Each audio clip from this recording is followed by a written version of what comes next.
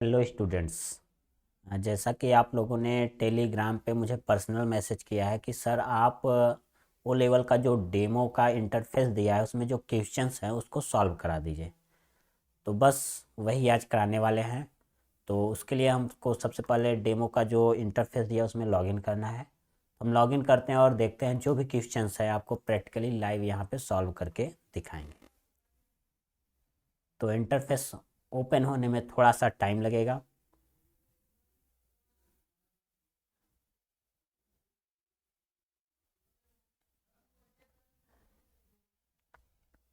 तो कुछ इस तरीके से यहाँ पे इंस्ट्रक्शन दिया है। इंस्ट्रक्शन को पढ़ना हो तो पढ़ सकते हो, नहीं तो आपको वेट करना पड़ेगा 60 सेकेंड के लिए। 60 सेकेंड वेट करना ही पड़ेगा, क्योंकि बिना ये जब तक ये सेकंड्स चल रहा है, जब तक ये कंप्लीट नहीं होगा, जीरो नहीं होगा, तब तक यहाँ पे नेक्स्ट का ऑप्शन ही नहीं आएगा, आगे बढ़ने का ऑप्शन ही नहीं आएगा। तो वेट करते हैं। और जैसा यहाँ पे इंटरफेस दिखेगा सेम ऐसे आपका प्रैक्टिकल एग्जाम में होगा, क्योंकि ये नीलेट का ही प्रोवाइड किया हुआ इंटरफेस है। और इसमें जो 3 क्वेश्चन दिए हैं ये डेमो है, तो जरूर नहीं है यही क्वेश्चन एग्जाम में आएगा, लेकिन हाँ फिर भी हम इसको सॉल्व करा दे रहे हैं। ठीक, तो इससे क्या है कि सारे ऑप्शंस पता चल जाएंगे तुम लोग को, कौन से ऑप्शंस कहाँ है, कैसे सॉल्व करना है, एक क्वेश्चन से दूसरे क्वेश्चन में जंप कैसे करना है, ये सब यहाँ पे हम प्रैक्टिकली दिखाएंगे। तो इस तरीके से यहाँ पे नेक्स्ट बटन आ गया। अभी ये डिसेबल है, तो क्या करना है, यहीं पे एक चेक बॉक्स मिलेगा, आई हैव रीड करके लिखा है, इस चेक बॉक्स को चेक करेंगे और उसके बाद नेक्स्ट बटन पे क्लिक करेंगे। नेक्स्ट बटन पे क्लिक करने के बाद प्लीज वेट करके आ रहा है, तो वेट करेंगे और इंटरफेस हमारा ओपन होने लगा। थोड़ा सा वेट करेंगे, ये इंटरनेट के ऊपर है। तो पहला क्वेश्चन हमारा स्प्रेडशीट का है। तो यहाँ पे जो ओनली ऑफिस का प्रैक्टिकल हम लोग कर रहे थे, ओनली ऑफिस का ही पूरा इंटरफेस है, यानी ओनली ऑफिस सॉफ्टवेयर ही है ऑनलाइन वर्जन का। और यहाँ साइड में लेफ्ट साइड में क्वेश्चंस दिख रहा है, क्वेश्चन पूरा नहीं दिख रहा है। तो यहाँ से हम स्क्रॉल करके यानी इसका साइज कम ज़्यादा कर सकते हैं क्वेश्चन एरिया का। तो कम ज़्यादा कैसे होगा, यहाँ पे जो मुंह का आइकन बना है इस पर क्लिक करेंगे, क्लिक एंड ड्रैग। ठीक, और एक चीज़ याद रखना, क्लिक करके जब ड्रैग करना तो बहुत आराम से धीरे धीरे ड्रैग करना है। अगर एक साथ जल्दी से ड्रैग कर दोगे तो क्या होगा, ये इसका साइज इंक्रीज नहीं होगा। जैसे मैं दिखा रहा हूँ, जैसे यहाँ पे ड्रैग कर रहा हूँ, ये देखो नहीं हो रहा है ना। अब माउस को छोड़ दिए, माउस का लेफ्ट बटन छोड़ दिया है, फिर भी ये देखो ये बिगड़ गया, अच्छे से अरेंज नहीं हो रहा है। तो इसका सोल्यूशन क्या है, जहाँ पे मूव करना है वहाँ पे पॉइंटर ले आओ और आराम से धीरे धीरे काफ़ी स्लो स्पीड में इसको मूव करना है। और जैसे यहाँ तक हो गया, अब यहाँ पे क्वेश्चन और नहीं दिख रहा है, वही टेबल का साइज कम ज़्यादा हो रहा है, तो यहाँ पे क्या करना है, सिंपली एक बार और क्लिक करना है माउस का लेफ्ट बटन से। क्लिक करने के बाद ये यहाँ पे फिक्स हो गया। तो यहाँ पे हमारा क्वेश्चन हो गया। तो क्वेश्चन को पढ़ते हैं और सॉल्व करते हैं जल्दी से बिना टाइम बेकार किए। तो यहाँ पे क्या लिखा है, a university maintain as a year wise result for 4 course and then generate an average report as give below. तो ये क्या बोला है, university maintains a year wise result, year wise result maintain करना है यूनिवर्सिटी का, जैसा यहाँ पे दिया है सेम ऐसे ही। तो हम क्या करते हैं, इसी डेटा को करते हैं कॉपी।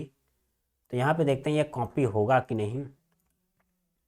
तो ये कॉपी को डिसेबल कर दिया है, इसके पहले कॉपी होता था लेकिन अब ये डिसेबल कर दिया है, तो कॉपी यहाँ पे नहीं हो रहा है। ठीक, स्टार्टिंग में जब ये डेमो इंटरफेस आया था तो हमने ट्राई किया था तो कॉपी हो रहा था, लेकिन अब ये कॉपी नहीं हो रहा है, तो ये डिसेबल हो गया है। ठीक, इसके पहले कॉपी हो रहा था। तो हमको करना क्या है, सेम यही चीज़ यहाँ पे टाइप कर देना है। तो जल्दी से हम टाइप करते हैं और देखते हैं, सीरियल नंबर और ईयर कोर्स 1। अब कोर्स 1 जैसे लिख दिए तो यही चीज़ कॉपी पेस्ट कर लेते हैं या ड्रैग कर देते हैं। ठीक, तो कोर्स 2, कोर्स 3, कोर्स 4 आ गया। तो मैनुअली एक एक करके नहीं लिखना है। ठीक, कोर्स 1 लिख दिए, ड्रैग करेंगे, कोर्स 4 तक आ गया, उसके बाद एवरेज लिखेंगे, क्योंकि कम टाइम में सॉल्व करना है। सीरियल नंबर 1 लिख दिए। 1 लिखने के बाद इसको सेलेक्ट करेंगे और सिंपली ड्रैग करेंगे, सॉरी ये सीरियल नंबर को ऐसे ड्रैग करेंगे तो यहाँ पे 1 1 आ रहा है। तो ड्रैग करते समय ये ध्यान देना है, कंट्रोल को होल्ड रखेंगे फिर ड्रैग करेंगे कंट्रोल के साथ। अब देखो इस तरीके से आ रहा है, एक और करना है 5, इस तरीके से, ठीक। फिर नीचे टोटल कर देना है। अब यहाँ पे ईयर लिख देना है, ईयर क्या है 2013, और उसके आगे यहाँ पे सीरीज में है 13 14 15। तो हम क्या करेंगे, इसको कर देंगे ड्रैग कंट्रोल के साथ, ड्रैग कर दिए। अब यहाँ पे 13 है, 14 है और 15 है। 15 के बाद 16 नहीं है, 17 18 है। तो यहाँ पे हम 17 कर देते हैं, 2017 और यहाँ पे 18। ईयर भी हमारा हो गया। अब क्या करना है, कोर्स लिखना है। तो कोर्स यहाँ पे जो लिखा है सेम वही जल्दी से लिख देंगे बिना टाइम बेकार किए।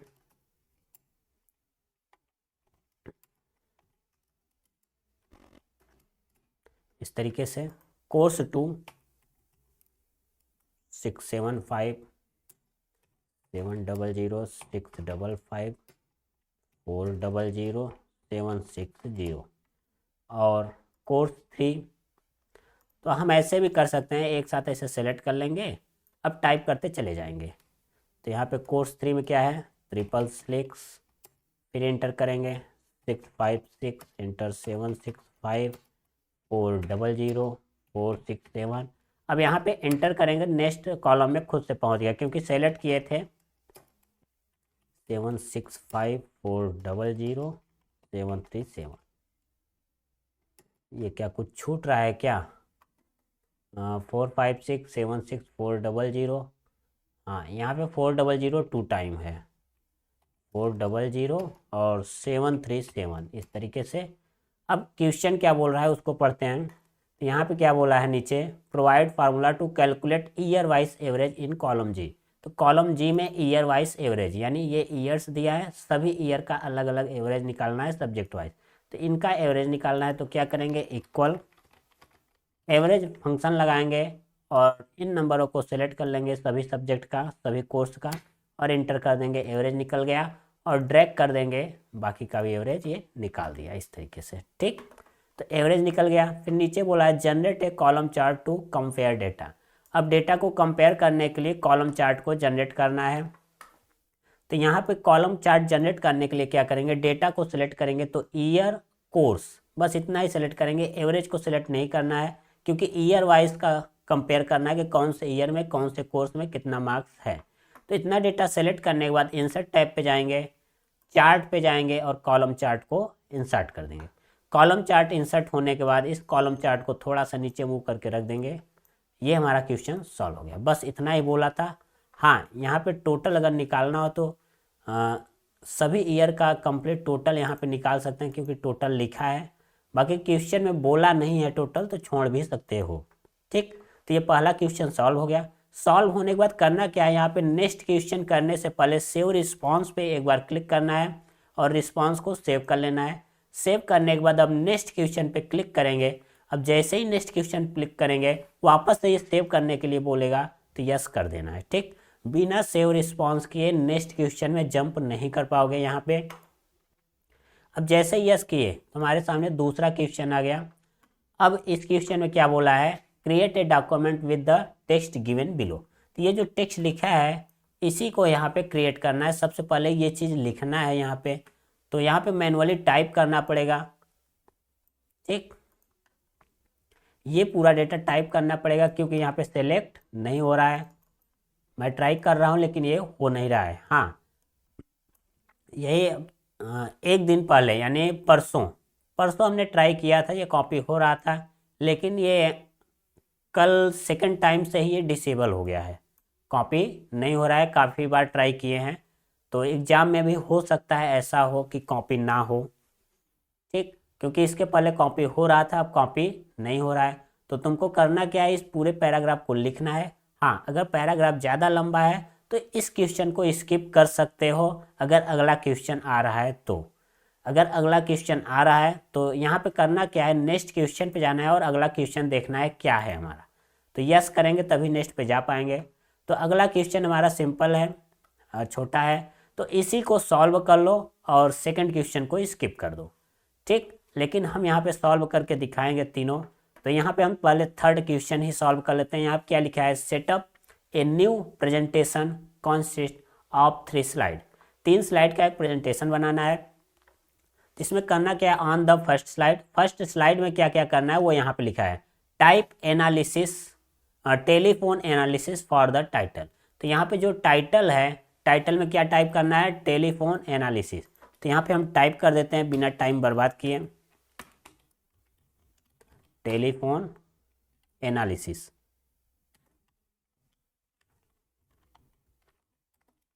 ठीक, टेलीफोन एनालिसिस कर दिए। इसको थोड़ा बोल्ड कर देते हैं और साइज थोड़ा इंक्रीज कर देते हैं ताकि ये थोड़ा बड़ा साइज में हो जाए, और अलाइनमेंट कर देते हैं सेंटर।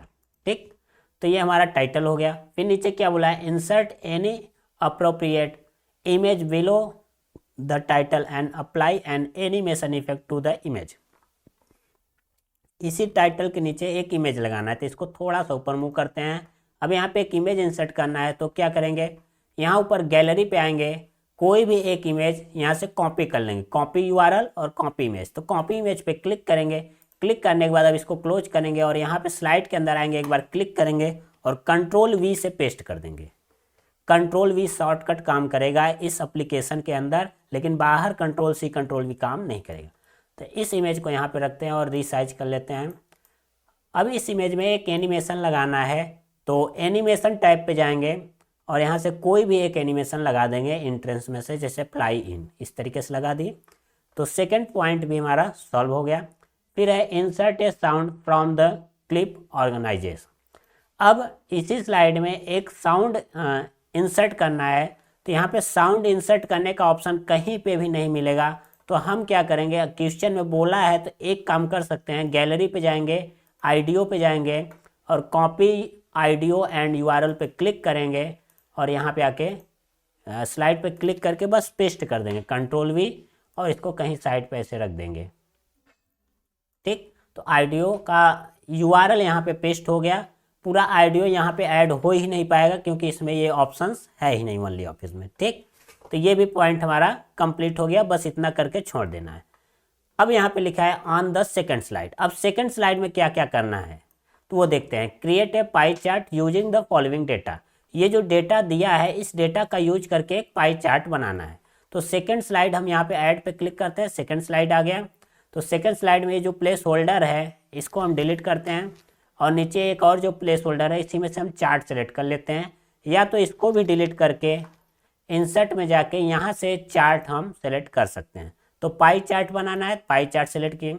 पाई चार्ट सेलेक्ट करने के बाद चार्ट का एडिटर ओपन हो गया। तो हम क्या करेंगे, इस एडिटर में जो ये डेटा है, डेटा को चेंज करेंगे, ये डेटा लिखेंगे। तो यहाँ पे डेटा क्या है, कॉल टाइप। तो यहाँ पे लिखते हैं कॉल टाइप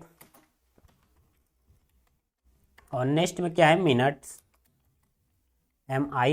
MINUTES, मिनट्स, और बाकी कॉलम्स डिलीट कर देंगे डेटा। अब यहाँ पे ये भी डिलीट करके बाकी वैल्यू लिख देते हैं। तो सबसे पहले क्या है, international, INTERNATIONAL, international, peak rate, PEAK rate. फिर क्या है, चीप रेट,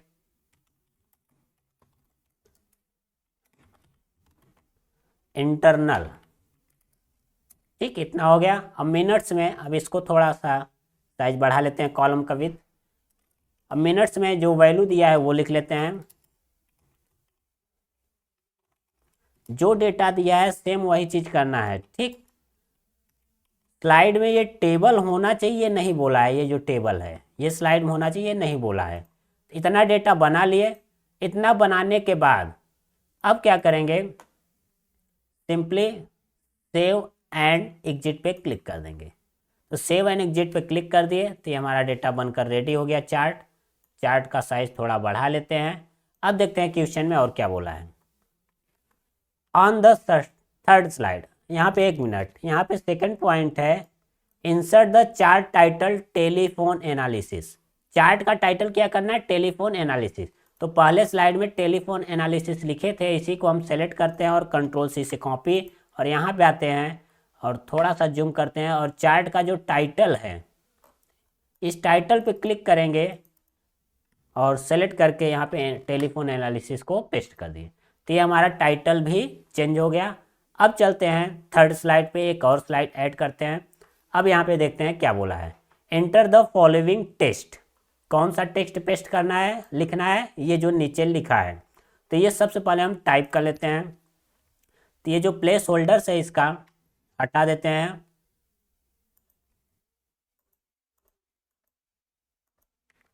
और हम एक टेक्स्ट बॉक्स लेते हैं अपना और खुद से ड्रा करके बनाते हैं। अब इसके अंदर ये टेक्स्ट लिखते हैं एज यू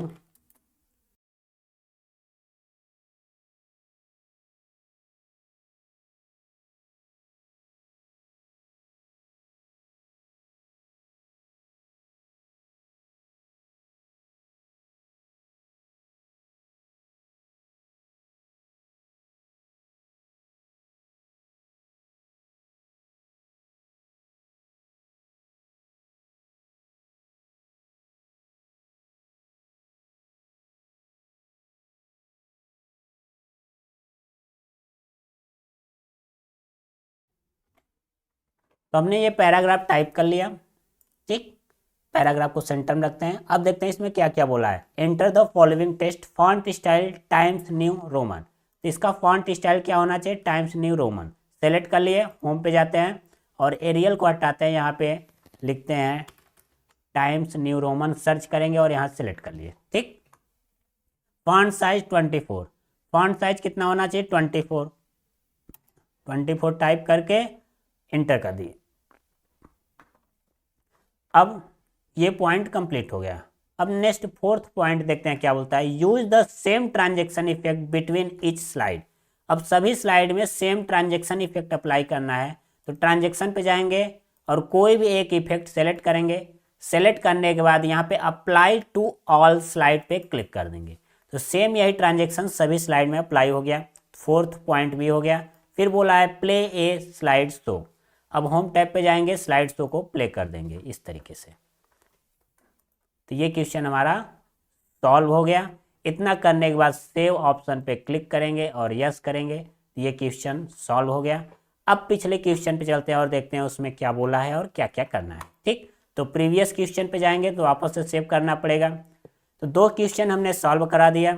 अब ये जो सेकंड क्वेश्चन छोड़े थे, अब इसको भी सॉल्व करते हैं। तो इसको सॉल्व करने के लिए सबसे पहले इस पैराग्राफ को टाइप करना पड़ेगा। तो पैराग्राफ को टाइप करते हैं और हमारे पास टाइम केवल 33 मिनट का अभी बचा है। ये बहुत ज़्यादा टाइम है, परेशान मत हो जाएगा। ठीक, तो पैराग्राफ को टाइप करते हैं। तुम लोग यही करना, अगर टाइपिंग स्पीड स्लो है तो इसको स्किप कर देना, जो आसान हो वही करना। ठीक, क्योंकि टाइप करने में बहुत ज़्यादा टाइम लग जाएगा तुम लोग का। हम पूरा टाइप कर लेते हैं, फिर आगे के पॉइंट सॉल्व करेंगे। ठीक,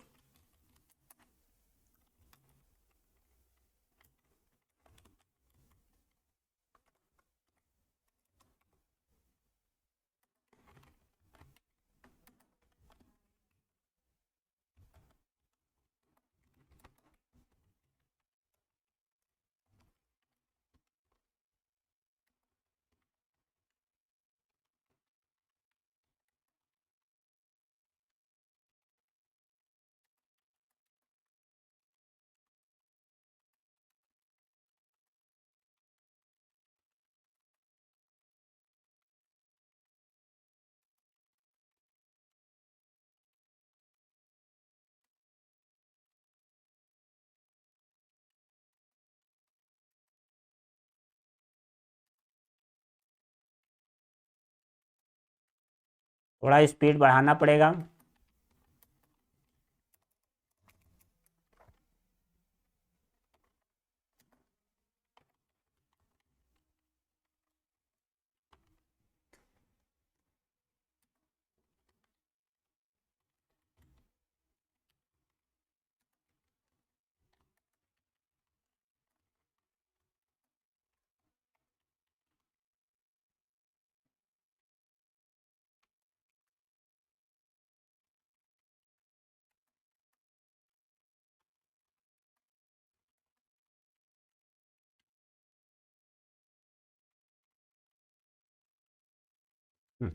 हमने पैराग्राफ को टाइप कर लिया है। ठीक, तो अगर तुम लोग का टाइपिंग स्पीड काफ़ी स्लो है तो बहुत ज़्यादा टाइम इसमें बर्बाद नहीं करना, नेक्स्ट क्वेश्चन पे जंप करके देखना है, शायद इससे आसान वो क्वेश्चन मिल जाए। ठीक, अब यहाँ पे क्या बोला है, count the occurrence of the word ROM in the above document. इस डॉक्यूमेंट्स में काउंट करना है रोम कितनी बार है। तो हम क्या करें, कंट्रोल F करेंगे और फाइंड में लिखेंगे रोम। अब जैसे यहाँ पे रोम लिखे तो कितनी बार रोम है यहाँ पे दिखा देगा। ठीक, यहाँ पे दिखा रहा है कि 1/2, यानी टोटल कितना है, 2 बार रोम लिखा गया है। तो हमको पता चल गया रोम कितनी बार है।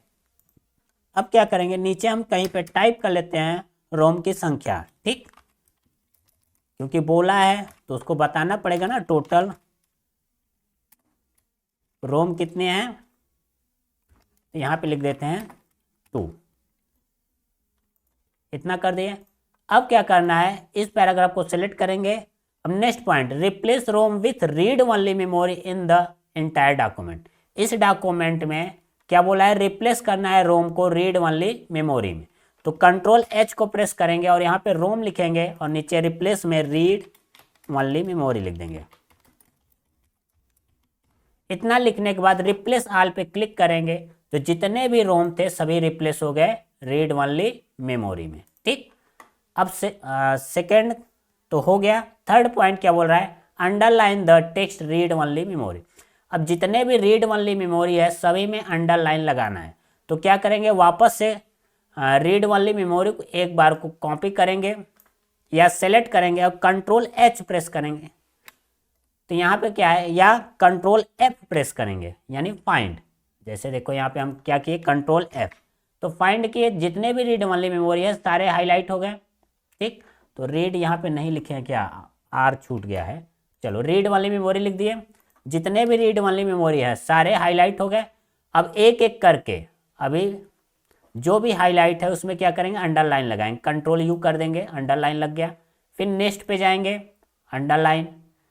ठीक, तो एक एक खोजना नहीं है, फाइंड ऑप्शन से एक एक वो खुद खोजेगा, सेलेक्ट करेगा, बस आगे बढ़ते जाना है, अंडरलाइन लगा देना है। तो जितने भी रीड वाली मेमोरी थे सभी में अंडरलाइन लग गया। तो ये भी पॉइंट हमारा कंप्लीट हो गया। फिर नीचे लिखा है make an auto correct entry for ROM and it should be replaced by read only memory.